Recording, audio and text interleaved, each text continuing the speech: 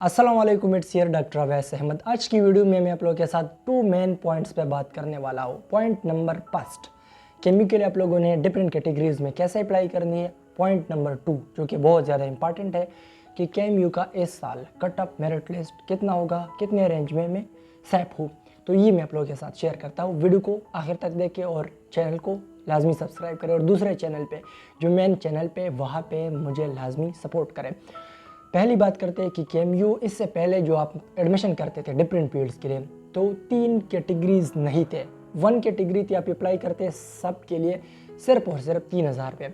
अब केएमयू वाले पैसा कमाना चाहते हैं, बिजनेस माइंडेड लोग हैं, तो उन्होंने 3 कैटेगरीज के लिए अलग अलग अप्लाई का प्रोसेस स्टार्ट किया है। फार्मा डी के लिए आपने अलग 3,000 जमा करनी है, उसके लिए अलग अप्लाई करनी है।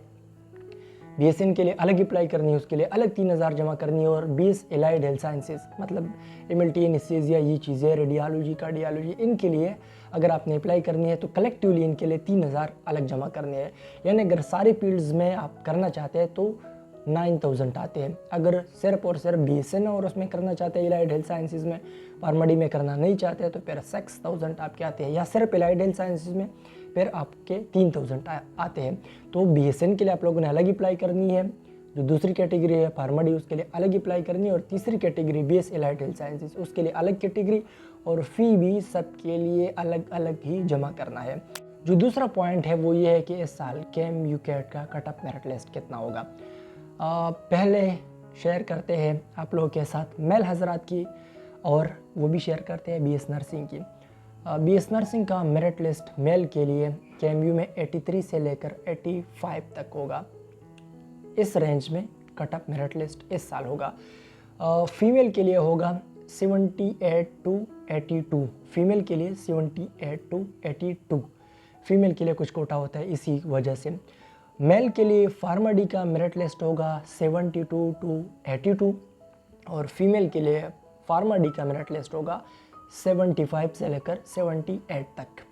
समझ आ गई इस बात की। अब आगे जाते हैं और पब्लिक हेल्थ की बात करते हैं। पब्लिक हेल्थ में मेल के लिए 73 से लेकर 77, और फीमेल के लिए 70 टू 72। नेक्स्ट कैटेगरी में आती है बीएस एलाइड हेल्थ साइंसेज। तो बीएस एलाइड हेल्थ साइंसेज में वो फील्ड जिसको स्टूडेंट सबसे ज़्यादा प्रेफर करते हैं वो है रेडियोलॉजी। रेडियोलॉजी में पहले मेल की मेरिट की बात करते हैं, फिर फीमेल की। ओपन मेरिट पे एक बात अपने साथ जहन में याद रखिए कि मैं ओपन मेरिट की बात कर रहा हूँ, किसी खास कोटा की या किसी खास डोमिसाइल वाले की या बैकवर्ड डिसेबल, इसकी बात नहीं कर रहा, ओपन मेरिट की बात कर रहा हूँ। तो ओपन मेरिट में बीएस रेडियोलॉजी मेल के लिए होगा 75 टू 81 मेन कैंपस में, और अदर कैंपसेस में 74 टू 79 तक पॉसिबल है।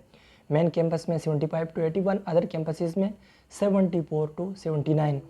फीमेल के लिए मेन कैंपस में और वो भी रेडियोलॉजी में 75 टू 79 तक पॉसिबल है इस ईयर।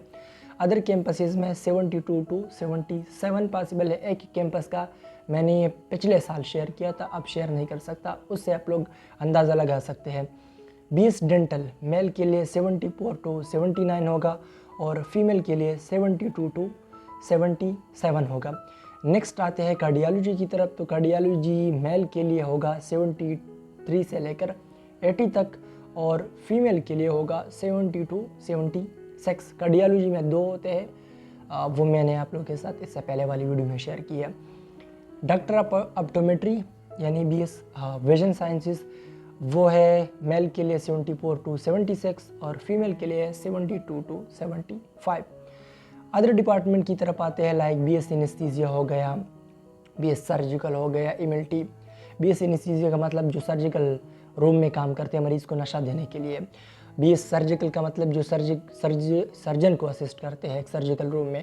और एमएलटी का मतलब है मेडिकल लेबोरेटरी टेक्नीशियन, जो कि लैब में मुख्तलिफ किस्म के टेस्ट परफॉर्म करते हैं। तो इनका होगा 70 से लेकर 78 तक। इनका कितना होगा? 70 से लेकर 78 तक इनका पॉसिबल है।